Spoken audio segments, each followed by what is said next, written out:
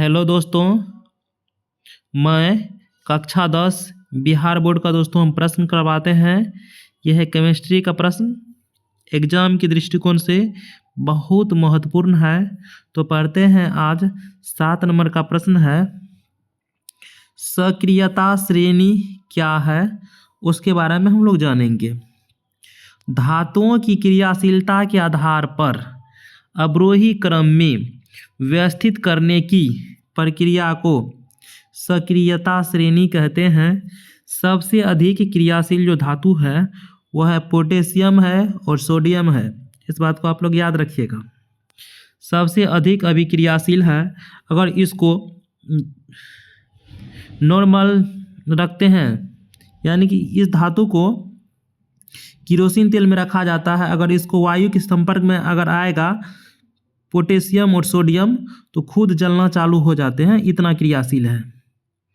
इसको मिट्टी के तेल में रखा जाता है, अगर पोटेशियम और सोडियम का संपर्क पर्यावरण से होता है तो खुद जलने लगते हैं, इतना क्रियाशील ये तत्व हैं। सबसे कम क्रियाशील है गोल्ड जिसको कहते हैं, सिल्वर जिसको कहते हैं, दोनों। सबसे अधिक तो बिहार बोर्ड में पूछे जा सकते हैं, सबसे अधिक क्रियाशील धातु कौन सा है, तो पोटेशियम है, सोडियम है। आप लोग इस बात को याद रखिएगा। और सबसे कम क्रियाशील धातु है, सबसे कम क्रियाशील तो गोल्ड है और सिल्वर है, इस बात को याद रखिएगा। तो नेक्स्ट प्रश्न देखते हैं। नेक्स्ट प्रश्न है, गैंग किसे कहते हैं। पृथ्वी से खनित अयस्कों में मिट्टी, रेत आदि जैसे कई अशुद्धियाँ होती है जिन्हें गैंग कहते हैं। एनसीईआरटी के अनुसार दोस्तों हम पढ़ाते हैं। मिश्र धातु किसे कहते हैं। 2 या 2 से अधिक धातुओं के समांगी मिश्रण को मिश्रित धातु कहते हैं। इस बात को आप लोग याद रखिएगा। शुद्ध सोना 24 कैरेट का होता है, जो काफ़ी नम्र होता है। नम्र क्या होता है, मुलायम होता है, जिसका आभूषण बनाना असंभव है। यानी कि 24 कैरेट का जो सोना है आप उसका आभूषण नहीं बना सकते हैं, क्योंकि बहुत नर्म होता है, मुलायम होता है। सोने में चांदी और तांबा मिलाया जाता है। सोने में क्या मिलाया जाते हैं, चांदी और तांबा। इस बात को आप लोग याद रखिएगा। मिलाकर उसको जो सोना है उसको 22 कैरेट का बनाया जाता है, तथा तब जाकर के आभूषण बनता है उनका, उस बनते हैं उस सोना या चांदी का, उस सोना का तब आभूषण बनेगा। चांदी मिलाए जाते हैं और तांबा मिलाए जाते हैं, जब वही सोना 22 कैरेट का हो जाता है तब उसका आभूषण बनते हैं। नेक्स्ट प्रश्न पढ़ते हैं। अमलगम किसे कहते हैं।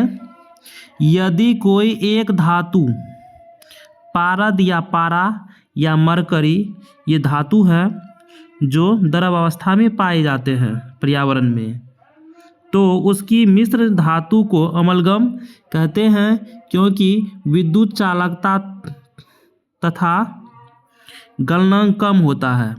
क्यों कहते हैं अमलगम, क्योंकि इसमें विद्युत चालकता तथा गलनांक बहुत कम होता है, ये गल जाते हैं। तो ये दोनों तीनों है, 1 नंबर 2 नंबर 3 नंबर, ये मिश्र धातु है, इनको आप लोग याद रखिएगा। जैसे तांबा है और जस्ता है, ये दोनों मिलकर क्या बनाते हैं, पीतल। इस बात को याद रखिएगा। ताम है और टीम है, ताम और टीन मिलकर कांसा बनाते हैं, और कांसा क्या है, विद्युत का कुचालक है। इस बात को याद रखिएगा। नेक्स्ट प्रश्न है, लेड और टीन मिलकर क्या बनाते हैं, सोल्डर बनाते हैं, और जिससे तार रेसने का हम लोग काम करते हैं, तार जोड़ने का काम करते हैं। नेक्स्ट प्रश्न पढ़ते हैं। ये प्रश्न है, खुली वायु में कुछ दिनों छोड़ देने पर सिल्वर की वस्तुएं काली हो जाती है। इस बात को आप लोग याद रखिएगा। सिल्वर में होता चांदी का कोई भी बर्तन हो, कोई भी चीज़ क्यों न हो, आभूषण, वैसे ये सिल्वर का लोग आभूषण ही बनाते हैं। इस बात को आप लोग याद रखिएगा, क्योंकि बहुत महंगा होता है। ये सिल्वर का प्रयोग जो है, चांदी का प्रयोग सोलर प्लेट में होता है। आप लोग इस बात को याद रखिएगा, सोलर प्लेट में। और इसको जब कुछ दिन छोड़ देते हैं, इस पर काला परत जम जाते हैं, जिसको जंग कहते हैं। इस बात को आप लोग याद रखिएगा, क्योंकि चांदी वायु में उपस्थित सल्फर के साथ अभिक्रिया करके सिल्वर सल्फाइड की परत बना लेती है, जिसको हम लोग क्या कहते हैं, जंग कहते हैं। नेक्स्ट प्रश्न देखते हैं। कॉपर वायु में उपस्थित आर्द्र कार्बन डाइऑक्साइड के साथ अभिक्रिया करता है, जिससे, ये दोस्तों यहाँ जिससे लिखा हुआ है, इसकी परत से भूरे रंग की चमक खत्म हो जाती है। कॉपर से भूरे रंग का जो चमक है वह खत्म हो जाते हैं, पुराने हो जाते हैं। यह हरा पदार्थ बेसिक कॉपर कार्बोनेट होता है। क्या होता है? Copper carbonate. ये हरा पदार्थ जो है क्या है? कॉपर कार्बोनेट है। नेक्स्ट प्रश्न पढ़ते हैं। लंबे समय तक आर्द्र वायु में रहने पर लोहे पर भूरे रंग के परत बन जाते हैं, जिसे जंग कहते हैं। अगर लोहा को वायु में छोड़ देते हैं खुली अवस्था में, तो उसमें क्या होता है? जंग पकड़ लेते हैं ना, उसी को संक्षारण कहते हैं। नेक्स्ट प्रश्न पढ़ते हैं। ये दोस्तों नेक्स्ट प्रश्न है, संक्षारण से सुरक्षा, यानी कि जंग लग जाते हैं सोना चांदी जो किसी भी चीज़ में, उसको हम लोग कैसे बचा सकते हैं? पेंट करके, तेल लगा करके, ग्रीज लगा करके, यसद लेपन करके हम लोग लोहा को बचा सकते हैं जंग लगने से। लोहे की वस्तुओं पर जस्ते की परत को, जस्ते की पतली परत को, यानी कि यसद लेपन किसको कहते हैं? लोहा पर हम जस्ता की जो परत चढ़ा देते हैं उसी को कहते हैं यसद लेपन, ताकि लोहा में जंग न लगे। नेक्स्ट में पढ़ते हैं। क्रोमियम लेपन या एनोडीकरण, ये क्या है? एनोडी, इसको पढ़िएगा, एनोडीकरण या मिश्र धातु बनाकर लोहे को जंग लगने से बचाया जा सकता है। देखिए, जब लोहा जब मिश्र धातु का हो जाएंगे, मिश्र धातु जब दो धातु की मिलाकर उसमें लोहा मिला देते हैं और कोई एक धातु को मिला देते हैं कार्बन को, तो वह क्या होता है? स्ट्रॉन्ग, लोहा क्या होगा? स्ट्रॉन्ग बन जाएंगे। जब मिश्र धातु आपस में मिलते हैं तो लोहा क्या होता है? स्ट्रॉन्ग बन जाते हैं। नेक्स्ट प्रश्न पढ़ते हैं। लोहा सर्वाधिक, लोहा क्या है? सर्वाधिक उपयोग में आने वाली धातु है, ठीक है, लेकिन कभी भी शुद्ध अवस्था में इसका क्या होता? उपयोग नहीं होता है, क्योंकि शुद्ध लोहा अत्यंत नम्र होता है। नम्र से क्या होता है? मुलायम होता है। गर्म करने पर आसानी से खींचा जा सकता है। अगर लोहा गर्म करेंगे तो क्या होगा? आसानी से खींचा जा सकता है। लेकिन यदि इसमें थोड़ा कार्बन यानी 0.05% मिला दिया जाता है तो यह कठोर बन जाता है। जब मिश्र धातु क्या होता है? कठोर होता है, इसलिए आपस में एक धातु में दूसरे धातु मिलाया जाता है ताकि वह कठोर बन जाए।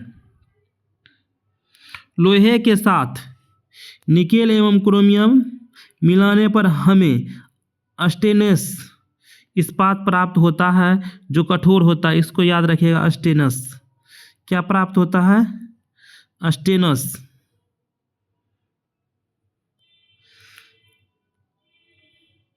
यह स्टेनलेस प्राप्त होते हैं। ये बहुत मजबूत होता है। क्या मिलाने से बनता है? निकेल और क्रोमियम जब लोहा मिलाते हैं तो ये प्राप्त होते हैं स्टेनलेस। तो दोस्तों जितना हम पढ़ाए हैं उस सबको दोस्तों याद कर लीजिएगा। इसमें आप लोग यसद लेपन को याद कर लीजिएगा, ग्रीज लगाना को याद कर लीजिएगा, तेल लगाना को, पेंट करके हम लोग वस्तु को बचा सकते हैं जंग लगने से। इसमें